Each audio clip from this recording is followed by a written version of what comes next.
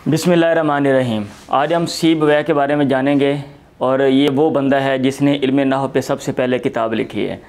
मेरा ख़्याल ये है कि मैं 100 शख्सियात जिनका ताल्लुक़ हमारा मदरसा सिस्टम से है, जिनमें मुहद्दिसीन हैं, जिनकी किताबें हम पढ़ते हैं, और फ़ुक़हाए किराम हैं, और इल्म नहव और इल्म सरफ़ के जो माहिरीन हैं जिन्होंने काम किया है और जिनके नाम बार बार हमारी किताबों में आते हैं, उनके ऊपर 100 शख्सियात पर मैं जो है ना मुख्तसर उनके बारे में जो इंट्रोडक्शन है वो मैं आपको बता दूं।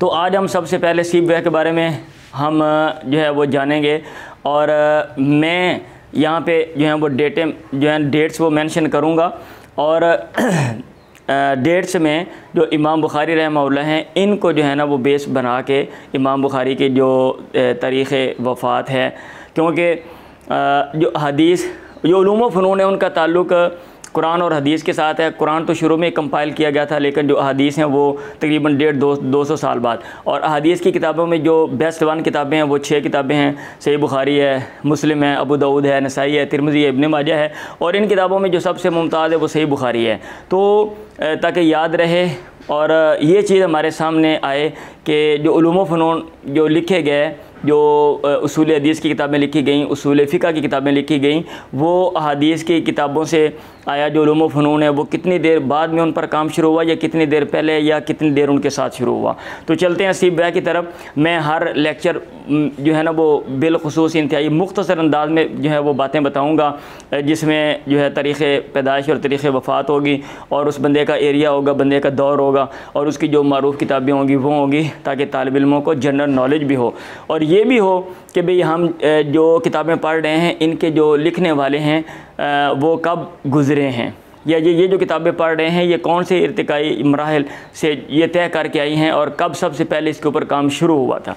तो चलते हैं सबसे पहले सीबवैह की तरफ। जो सीबवैह है इनका जो असल नाम है वो है अबू बिशर अमर बिन उस्मान अल-बसरी।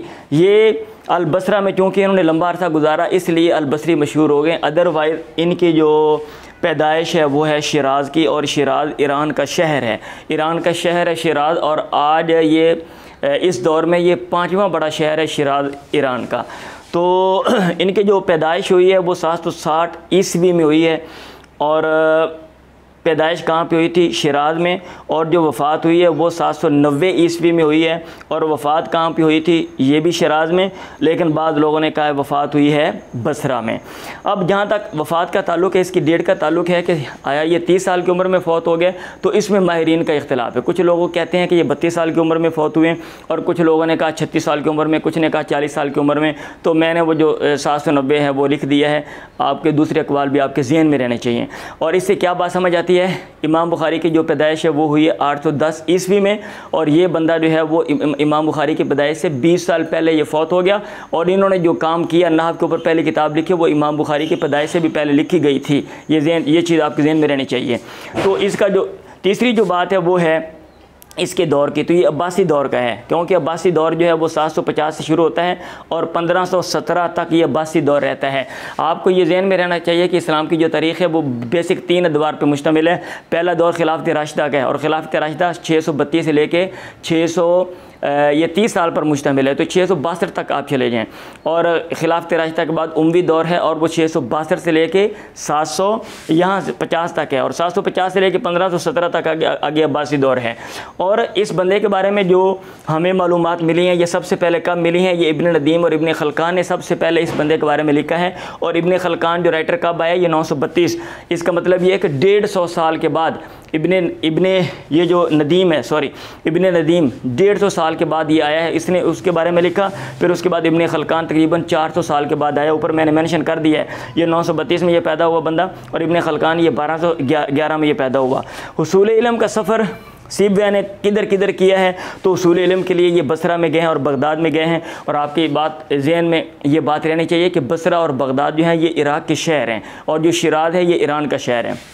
आगे हम चलते हैं आखिरी क़याम के आखिरी दौर में ये कहाँ पे ठहरे, तो ये अलबायदा बस्ती में ठहरे थे। ये आपने बातें ध्यान में रखनी है। और अलबायदा बस्ती जो है वो शिराज़ की बस्ती है, ज़िमनी बस्ती है, शिराज़ से करीब है। अब ये फ़ौत कैसे हो गए जवानी में? आया इनको कोई सदमा पहुँचा? भाई सदमा पहुँच जाता है, बहुत से लोगों को बसा होगा सदमा पहुँचता है, बंदा अच्छा भला होता है, बंदा फ़ौत हो जाता है।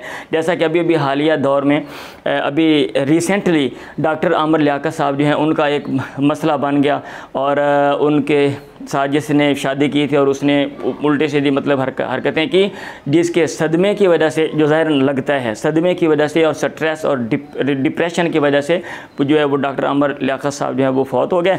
तो ऐसे ही इनके साथ भी मसला बना। मसला ये बना, ये मसला ज़ुम्बूरिया मशहूर है कि इमाम कसाई और इमाम सीबैक के दरमियान मुनाजरा हो गया। और तो इमाम कसाई ने कहा कि ये जो जुमला है कुन्तु अज़ुन्नु अन्नल अक़रब अशद्दु लसअतन मिन ज़ुम्बूरी फ़इज़ा हुवा इय्याहा है या कि हिया है। जो लोग ग्रामर पढ़ते हैं उनको ये समझ लग गई है कि यहाँ पे इय्याहा अगर लगाते हैं तो ये आया लग सकता है या कि नहीं, या कि हिया। तो कसाई का ख्याल यह था कि फ़इज़ा हुवा इय्याहा ये होना चाहिए।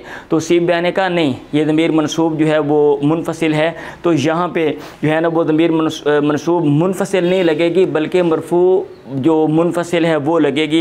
ये वो इख्तिलाफ़ था जो उनका आपस में हुआ। और फिर जो किसाई हैं वो भी इमाम थे। बहरहाल उन्होंने जो है वो गांव के कुछ 2-4 देहाती लोग थे, उनको बुलाया और उन्होंने कहा किसाई का साथ दिया। पता नहीं जो है ना वो साथ उन्होंने क्यों दिया, या कि क्या हिसाब किताब था, या कि उस इलाके के रवायत था, या कि जो भी। बहरहाल तो बहरहाल ये जो है ना वो लोगों ने कहा कि भाई सीब जो है ना इसको इतनी समझ नहीं है, जो देहाती लोग हैं उनको इतना पता है। और इमाम कसाई जो है ये ऐसा कह रहे हैं, और ये इतना बड़ा बंदा होके जो है ना ये कहते हैं किताब इसने लिखी है। तो जनाब बहरहाल बातें की जिससे ये दिल बर्दाश्त होकर चले गए और बिलाखिर जो है ये फ़ौत हो गए।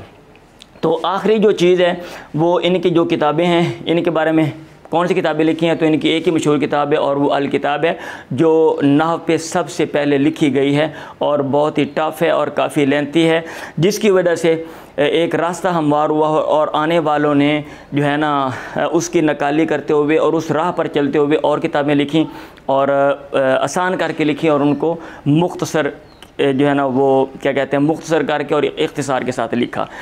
लें जी, ये बातें थी सीबैक के बारे में। अभी आप मुंतज़िर रहें, अनकरीब अगले जो है ना कुछ अफराद उनके बारे में जो है ना मैं जैसे जैसे मुझे मौका मिलेगा तो मैं उसके ऊपर जो है ना वो लेक्चर दूंगा। 100 शख्सियात इंशाल्लाह मैं पूरी करूंगा। और ये जो जनरल नॉलेज है ये मदरसे वालों के पास होना चाहिए, उनको पता होना चाहिए और ये मुफीद है। इससे जो है ना एक तो अंडरस्टैंडिंग वो डेवलप होती है, बेहतर होती है और इल्मी फ़ायदा भी होता है।